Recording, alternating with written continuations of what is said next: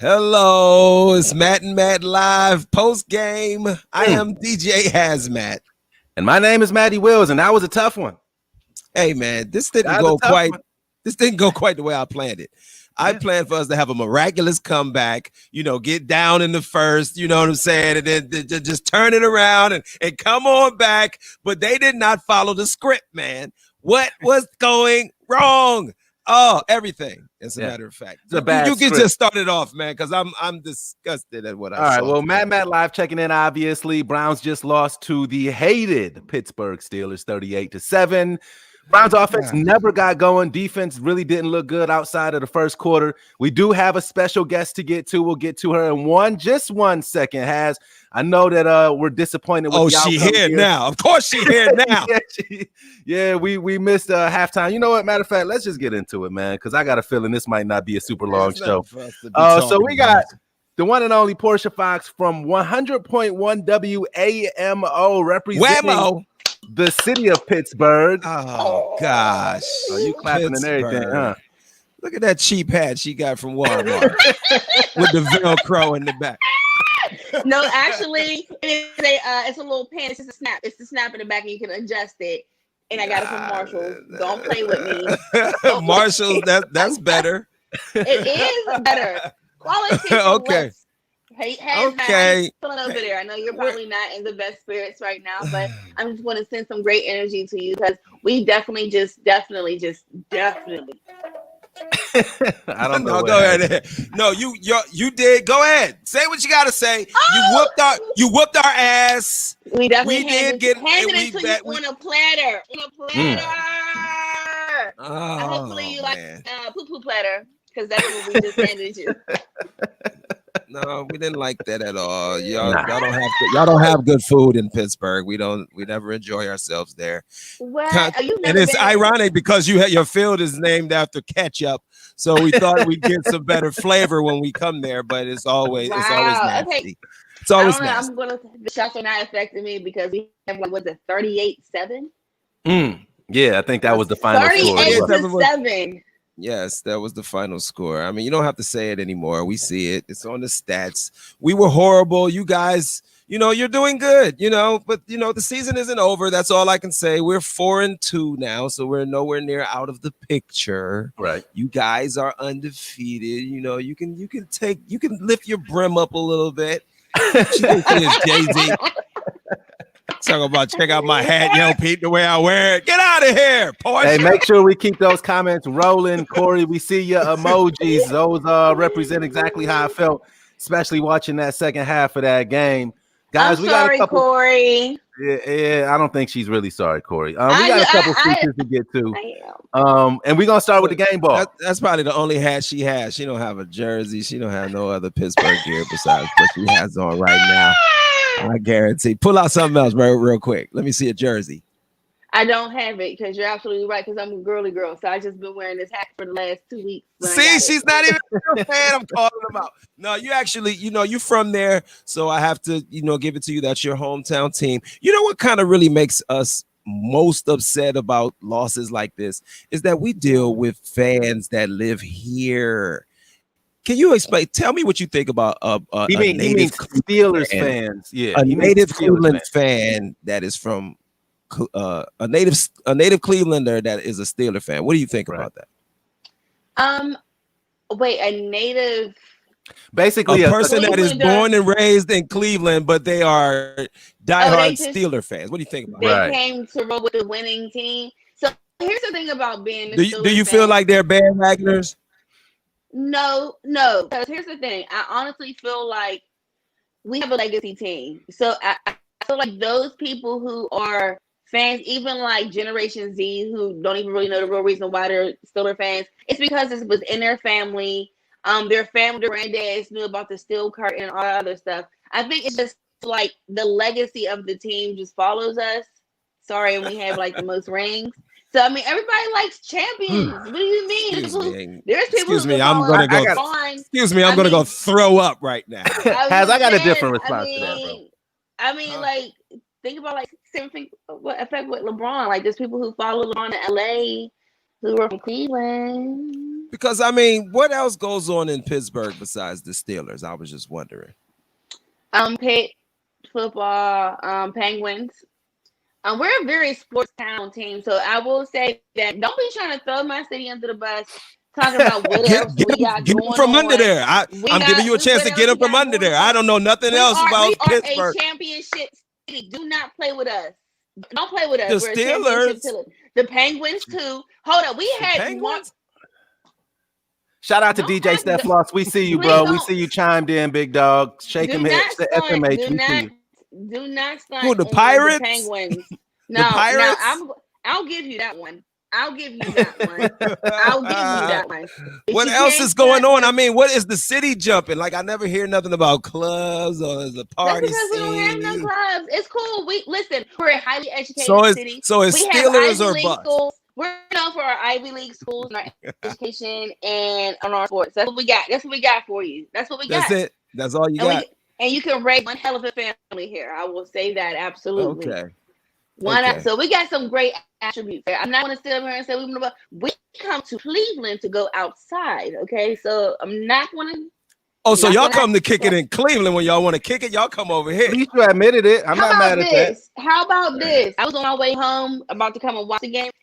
Guess who's in the city partying over in the hood? It's a whole bunch of Cleveland Browns fans. They repping their team though, but they drove all the way to Pittsburgh to be outside of a bar, a hood bar that serves bar chicken. Listen, I have taken my kids to Kennywood. You know, I rode the steel curtain roller coaster, and you know that was cool.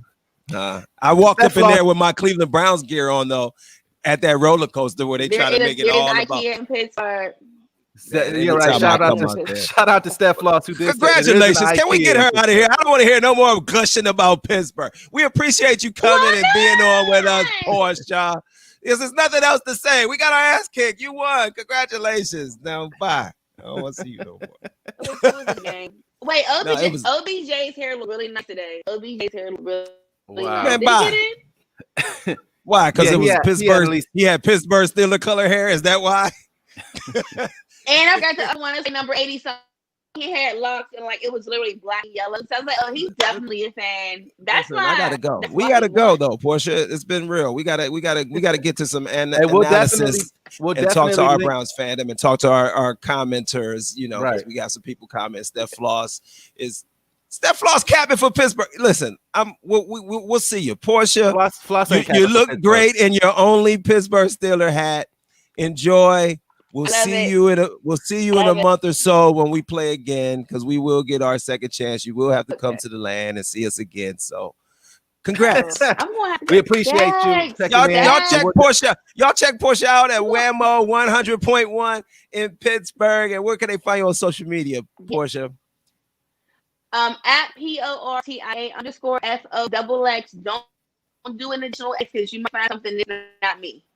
Okay. All right. Don't do 3 X's. Just. Oh, you're not triple X. All right. All right. Well, that was fantastic. Appreciate our guest this week. So look, man, let's get to some of these features because we didn't do anything. Let's check out some of our posters. We got a lot of people chiming in. We have Steph Floss is in here. Shout out to Steph Floss. Corey Brooks said, what did he say? Corey says sheets aren't that clean. I heard. I'm not sure what I don't know what that means. Right there. John's checking in. Hi, everyone. Steph Floss checks in. He said, get her out of here. I appreciate that. He also said there is an IKEA in Pittsburgh, so I have to take his word for it.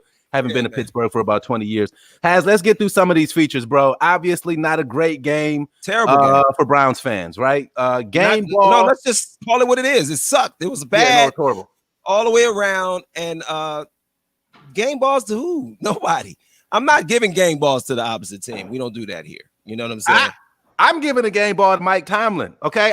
Listen, we're doing a show where we got to be honest. Okay. So we're going to talk about the Browns. We're going to praise them when they do good.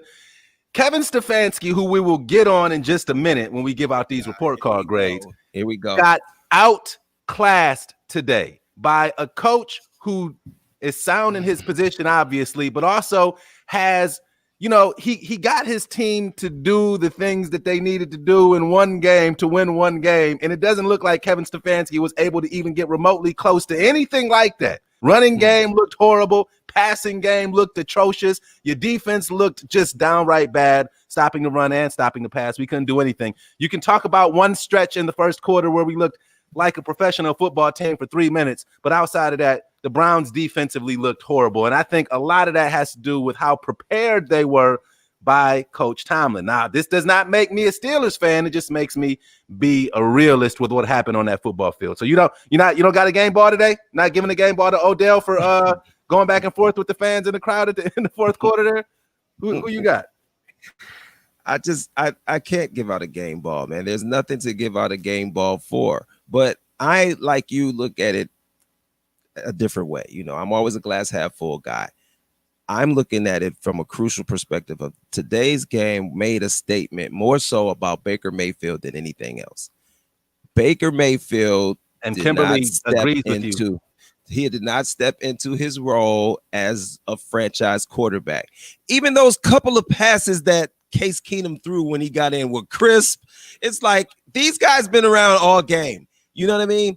And Baker, he's hesitant in his decision making, and he's off target, and his timing, everything's off with him right now. He say his mama didn't raise no wuss, but did your mama raise a fool?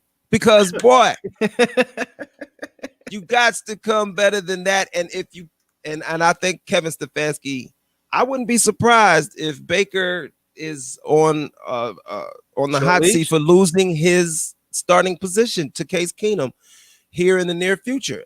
I think maybe after the bye week, we might have a verdict out on Baker Mayfield, because I really believe that Baker Mayfield is what hindered us from being able to compete in this game. Now, did I think that we would go out and beat Pittsburgh? I never said that this week. Nobody heard me say that we were going to go out and whoop Pittsburgh. But what I wanted to see us do was to compete with the Pittsburgh Steelers, just to show that, okay, we are here. We do play this team twice a year, so we'll get another crack at them. But just to show that we belong on the same field. You know what I'm saying? So that's the thing. Kimberly said, checks. Oh, go ahead. No, I just saw Kimberly's comment. She agrees with me. Yeah, for sure. Baker was Steph. Baker was hurt coming into this game. He has sore ribs. So, but you know how that go. They can get a little shot right now. They get a little shot in the locker room, and they come out and they feel fine for a little while till you take a shot like the one he took right at halftime. Like I told you, I felt like that's when they should have taken him out of the game right then, so that we have a spark coming in after halftime. As I really think the offense would have looked a lot more crisp under Case Keenum. I think the offense was hindered all day because of Baker Mayfield, and we could never get going. And once you get in that hole, the defense eventually is going to get tired, man. They're out there on the field. You know what I'm saying? They just outclassed us in everything. Time of possession. I mean, we only converted 1 third down in the entire game. We tried 3 times on 4th down, converted 0. It was just terrible. I don't. Third down conversions, 4th down conversions, all horrific today. Steph Floss thinks that you should ease up on Baker a little bit. He says, sheesh, Baker has won 4 games. I'm gonna poop on Baker a little bit more right now. Listen, he has not played well all season. I don't think that we've been winning these games because of Baker. I've been thinking, right, exactly. That's where I'm going. I think we've been winning these games in spite of what Baker has been doing, or despite what Baker has been doing, because our rush offense has been very, very good. The defense has been opportunistic with getting those turnovers. But I will ask you this, because you talked about Kevin Stefanski, which leads us into our next feature, which is the report card. We do give out grades to our new head coach every single week. And I'm going to just say it. Kevin Stefanski today gets an F-. It's almost like he didn't show up. He might have got a higher grade had he just stayed in bed today and let one of his coordinators coach the game, because this was the worst possible. I'm going to tell you one play. Going into halftime, I told you I wasn't been happy. Harping on this play since halftime. Okay, right. Let me say one thing. The first drive after halftime, the double reverse. Why are we doing that? You can't call plays like that unless you're moving the ball offensively to give the defense something to bite to. They not biting on anything. That play, just like the play going into halftime when it was 3rd and 1 and you had Baker drop back 10 yards, that play was horrible. and it cost the Browns a chance at even getting back into the game. The game was over at that point. It was a wrap. So I give Kevin Stefanski on the report card this week an F-, negative 100 points. He should be booted out of school almost for that performance today. What do you give Kevin? And I want you guys to drop your comments with what do you grade Kevin Stefanski today? James obviously agrees with you. He says Stefanski was the second coming of Kitchens today. Yes, he was. It was horrible. That was horrible. You know what? I'm not going to give him an F today. You know why? I'm just not. Did you see the score? I did see the score. But that score was, listen, when a game gets out of hand like that, you'll try anything to try and get back in it. You'll pull anything you can out of the hat to try and spark the team. So I think that's what Kevin Stefanski was trying to do. The game got out of hand in the first half due to poor quarterback play. Once the game got out of hand, we couldn't reel it in. And I just think, and they conceded the game probably at the beginning of the fourth quarter. So it was like, yeah, so I'm not going to give him an F. I'll give him a D. I'll give him a D for not being able to adjust, for not realizing when to take Baker Mayfield out of the game. I know he thinks Steph thinks I'm being too hard on Baker Mayfield. Baker Mayfield hasn't really necessarily been the reason we've been winning. Right, I would agree. He's been a game management type quarterback. I'm nervous when he drops back to throw the ball. Now I almost feel like I'm watching. What was his name? Whedon. Charlie Fry. Brandon Whedon. Brandon Whedon. They're all terrible. Because Brandon Whedon was a guy that really made me nervous every time he dropped back to pass the ball. I didn't feel super nervous for every quarterback that we've had, but now I'm starting to feel nervous when he drops back, and that right there is an issue. And I'm sure Kevin Stefanski feels the same way. I don't know what Baker's going to do when he drops back to pass the ball, and I just need to feel more comfortable with that. And if Case Keenum gives us that more surety in that area, I feel like the quarterback play is kind of holding back the potential of the offense.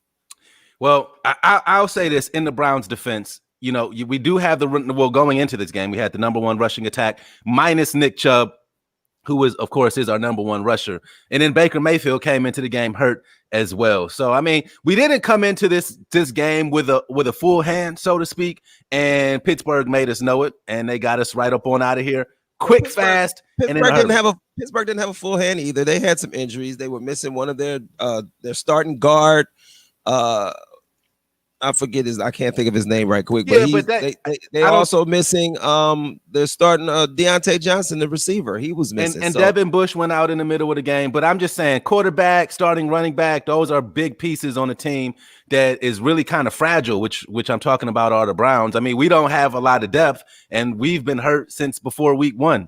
So I'm not sure how this bodes, but go ahead. Well, we knew that Ben Roethlisberger would be able to attack the secondary. We've watched these guys play for 5 weeks. They can't defend the deep pass. We just can't defend anything. Seems well. Like. I think we could. I think we did well. We actually were a top team defending the run. If you go back and see the statistics, the Browns haven't been giving it up on the ground that much this season. So their front 7 has been doing well. It's the back end that can be exploited, and that's where we need help safety wise. You know, we have some injuries there, but I think we still have a good pass. The Browns are still a good team. We fell short, way short today, and I just wish we would have competed a little bit better. But see, you've jumped off the ledge already. I have not jumped. That's how you do. One loss and you're gone. You're not the type of fan. Listen, I'm not. People, you'll get to know Matty Willz. Yeah, listen, he's gone. I'm not. You probably want to fire Stefanski after this. I don't want to fire Stefanski. I do want to look towards week 3. Okay, next week we've got the Cincinnati Bengals, and I've got to be honest, I'm nervous about this game. Okay, we just got an ass whooping. We are demoralized. Who are we playing next? The Cincinnati Bengals, who, despite having a 14-0 lead over the Indianapolis Colts this week, did lose 31-27. Exactly. But Joe Burrow is no pushover, and this is the second time that we will have played them. And this time we will be minus Nick Chubb and Baker Mayfield's ribs are not going to magically feel better throughout the week. So I'm nervous about next week's game. I'm not going to say that we're going to lose to the Bengals. I do think that we should beat the Bengals, but I'm nervous. So I'm just throwing that out there. I'm nervous. What do you say about our next matchup against the Cincinnati Bengals? What am I nervous about? We just scored 7 points. 7. Turnovers, penalties. We got behind. We had to get away from, like you said, we were the number 1 rushing team in the league.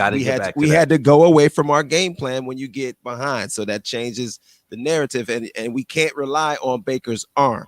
We know that now. So but if Case Keenum is going to play, I feel a little bit more comfortable with I think we're a little premature. I don't think that there's any chance that Case Keenum plays next week. I think there's a 0% chance that Case Keenum plays next week. The only reason Baker came out of this game in the fourth quarter is because the game was over. And to your point about Baker not relying on Baker's arm, you know what that means? That means we can't try to come from behind on teams. We can't start with deficits going into the second half because we cannot rely on Baker Mayfield's arm. We can't. But we can rely on Case Keenum's arm, though. I don't think that's true either. Who told you that? This guy's they showed a graphic. We're his 5th team in 5 years. So the last 4 teams he played for, even though I know he made it to a championship game. They had no business running him out of Minnesota. That was wrong. He had them at the title game. And then they go and pay all that money for Kirk Cousins, and now look at him. And Nick Foles won the Super Bowl, and he's out of Philly. So, I mean, it's just the nature of the beast, man. It is. Kimberly says, don't be nervous. We got this. You know what I'm saying? And I'm against the Bengals. Okay. I'm not nervous against the Cincinnati Bengals. I know that Joe Burrow is a good quarterback, but that team is not good. Okay, Joe Burrow is. I'm not. We're a better team than the Cincinnati Bengals at this stage in our development. Okay, who's a better quarterback? We're obviously still behind the Ravens and the Steelers, and maybe we'll catch up throughout the season and get better.